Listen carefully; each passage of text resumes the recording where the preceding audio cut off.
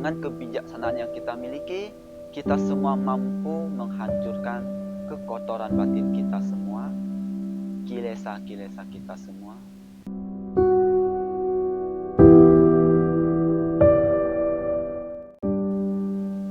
Namo Buddhaya Sotihotu. Bapak Ibu, saudara-saudari sedama, umat Buddha dimanapun berada, salam sejahtera untuk kita semua. Pada kesempatan yang baik ini, saya akan membawakan sebuah pesan dhamma dalam kehidupan kita, Bapak Ibu, sebagai manusia. Apakah kita tahu permata yang berharga bagi manusia itu apa? Nah, mungkin bagi orang biasa berpikiran bahwa harta permata yang berbentuk materi itulah yang berharga. Namun ternyata tidak demikian. Dalam Dewata Sangyutta, kitab suci agama Buddha, Sangyutta Nikaya, syair 183-184, di mana ada sesosok dewa pada saat itu mendatangi Sang Bhagawa yang bertanya kepada Sang Buddha, apakah permata yang berharga bagi manusia? Kemudian Sang Bhagawa menjawab, kebijaksanaan adalah permata yang berharga bagi manusia. Nah, Bapak Ibu, saudara-saudari, dari syair ini kita patut merenung bahwa kebijaksanaan itu, panya, adalah permata yang berharga bagi manusia. Sekarang kita semua sebagai manusia, apakah kita sudah memperolehnya permata yang berharga demikian? Nah, kita perlu mempunyai semangat untuk memperoleh permata tersebut, yaitu permata kebijaksanaan. Kebijaksanaan ini melampaui harta karun manapun, permata manapun yang ada di dunia ini. Kenapa demikian? Karena dengan permata kebijaksanaanlah para bodhisatta, mereka makhluk-makhluk agung yang ingin mencapai pembebasan, ingin mencapai kebudayaan, ingin mencapai nibbana, mereka semua menggunakan kebijaksanaan. Dalam 10 paramita, salah satunya itu banyak paramita, yaitu paramita kebijaksanaan. Nah, dengan kita mengetahui manfaat kebijaksanaan itulah, Bapak Ibu, kita semua perlu bergegas mengembangkan, melatih kebijaksanaan, sehingga dengan kebijaksanaan yang kita miliki, kita semua mampu menghancurkan kekotoran batin kita semua, kilesa-kilesa kita semua. Sehingga apa? Batin kita murnikan. Semua sebab penderitaan kita tinggalkan. Ya tentu harus dengan kebijaksanaan. Nah, makanya dikatakan, kebijaksanaan inilah permata yang berharga.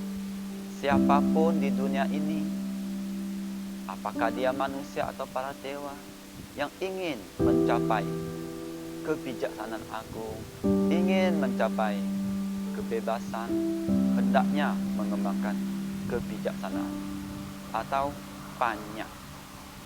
Lalu bagaimana caranya kita mengembangkan panya atau kebijaksanaan? Ada 3 cara.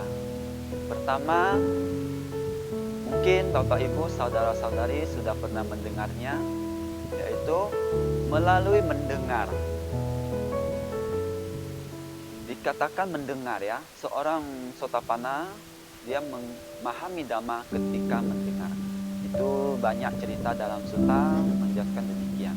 Karena ia mendengar dengan sangat yakin, dengan antusias, mendengar dhamma yang dibabarkan, sehingga muncullah kebijaksanaan. Ia menembus pemahaman dhamma, ia menembus 4 kebenaran mulia, ia mencapai tingkat kesucian pertama itu sotapanna. Namun kita tidak perlu pesimis. Misalnya kita sudah banyak mendengar dhamma, sudah banyak membaca buku dhamma, belum, ya kita merasa belum mencapai tingkat kesucian tertentu, ya kita jangan menyerah, teruslah berlatih. Nah, kebijaksanaan yang kedua bisa kita dapatkan dari merenungkan dhamma. Bisa kita merenungkan demikian, apa yang sudah kita dengarkan, apa yang sudah kita baca, dhamma-dhamma, pesan-pesan dhamma, kita renungkan kembali. Ini bermanfaat atau ini tidak bermanfaat? Mana yang patut dilakukan, mana yang tidak patut dilakukan, sehingga kita mengembangkan kebijaksanaan sedikit demi sedikit. Nah, selanjutnya, kebijaksanaan yang kita peroleh dari penembusan, dari praktek meditasi, samatha vipassana. Dari situ kita menembus, kita memahami realita, kita memahami dhamma, memperoleh kebijaksanaan. Itu kebijaksanaan yang diperoleh dari bawana atau pengembangan batin. Nah, jadi bisa kita peroleh apabila kita semua dengan giat, dengan sungguh-sungguh melatih diri untuk mencapai kebijaksanaan tersebut. Nah, inilah permata yang berharga. Setelah kita mengerti bahwa permata kebijaksanaan ini sangat berharga, sudah sewajarnya kita semua ingin memilikinya. Sudah sewajarnya kita semua ingin mendapatkannya. Nah, tentu tidak hanya dengan ingin, bukan dengan ingin atau dengan berharap atau dengan berdoa kita memperoleh permata tersebut, melainkan dengan melatih diri di dalam dhamma, praktek dhamma. Nah, dengan demikian permata yang begitu berharga yang mengalahkan permata yang ada di dunia ini maupun di alam dewa bisa kita dapatkan, yaitu permata kebijaksanaan. Dengan demikian, apabila kita semua sudah memperolehnya, nah, kita pakai permata itu untuk menembus dhamma yang lebih tinggi, yaitu apa? Pembebasan. Kita mampu memahami 4 kebenaran mulia. Kita bisa mempraktekkan jalan mulia berunsur 8 dengan kebijaksanaan benar, sehingga memperolehlah pembebasan benar yang kita bisa mencapai nibbana, terbebas dari samsara. Jadi demikianlah Bapak Ibu pesan dhamma yang bisa saya sampaikan, secerca dhamma pada kesempatan kali ini.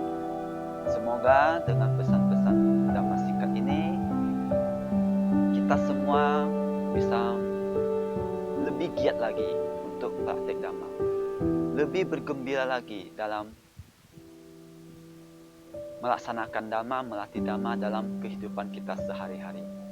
Dengan keyakinan yang kita kembangkan, dengan keyakinan yang kita tumbuhkan setiap hari, dengan praktek dhamma yang kita lakukan dengan benar, membebaskan kita dari belenggu, dari sangsara. Semoga pesan dhamma yang disampaikan dapat dipahami, dapat dimengerti, dan dapat dipraktekkan, dan membawa manfaat bagi kehidupan kita dalam kehidupan ini maupun dalam kehidupan yang akan datang. Sekian,